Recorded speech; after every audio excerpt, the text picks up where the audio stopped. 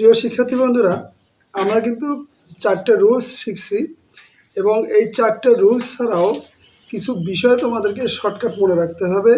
সেটা হচ্ছে, দেখো বোর্ডে লক্ষ্য করে দেখো যে এই কথাটা, অর্থাৎ এই সেন্টেন্সটা একটা সেন্টেন্স না, এই শব্দ কয়টা মনে রাখতে হবে যে আরে অনু ডক্স। এই যে কথাটা আছে আরে অনু ডক্স, এটা মনে থাকবে না? আরে অনু ডক্স, তার মানে আরে অনু ডক্স হলেই কিন্তু ভার্বের প্রেজেন্ট ফর্ম হবে। আরে অনু ডক্স বলতে আমরা কি বুঝি সেই বিষয়গুলো এখানে লেখা আছে। এই দেখো এতে হচ্ছে অলওয়েজ, আরতে হচ্ছে রেগুলারলি, ইতে হচ্ছে এভরিডে, ওতে হচ্ছে অফেন, এনতে হচ্ছে নর্মালি, ইউতে হচ্ছে ইউজুয়ালি, ডিতে হচ্ছে ডেইলি, ওতে হচ্ছে ওকেশনালি, আর জিতে হচ্ছে জেনারেলি এবং এসতে হচ্ছে সামটাইমস। তাহলে আরে অনু ডক্স অর্থাৎ এই শব্দগুলো কোনো সেন্টেন্সে দেখতে পেলেই তোমরা কি দিবা? ভার্বের প্রেজেন্ট ফর্ম দিবা।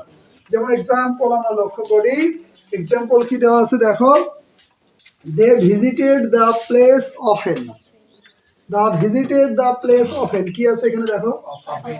অফেন আছে। তাহলে অফেন থাকলে কি হবে? ভার্বের প্রেজেন্ট ফর্ম। তার মানে এখানে কি হবে? ভিজিট হবে। বুঝতে পারছো? তাহলে they visit the place often, ঠিক আছে। তারা প্রায়ই জায়গাটা কি করে? দর্শন করে, মানে পরিদর্শন করে। তারপর দেখো, she attend my class regularly. তাহলে এখানে কি আছে দেখো? রেগুলারলি। তাহলে রেগুলারলি থাকে কি হবে? ভার্বের কি হবে? প্রেজেন্ট ফর্ম হবে। তাহলে এখানে দেখো তো, শিটা কোন পারসন? শিটা third person singular number. Third person singular number হলে ভার্বের সাথে কি যোগ হয়? এস বাই এস যোগ হয়। তাহলে এখানে আমাদের কি হবে? অ্যাটেন্ডস হবে। ওকে, শি অ্যাটেন্ডস, যেহেতু থার্ড পারসন সিঙ্গুলার নাম্বার সেই জন্য ভার্বের সাথে কি হবে?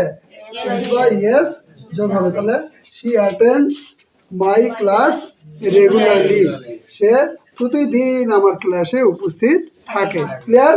বুঝতে পারছো? আচ্ছা, এরপর আসো, Rana to go to market everyday.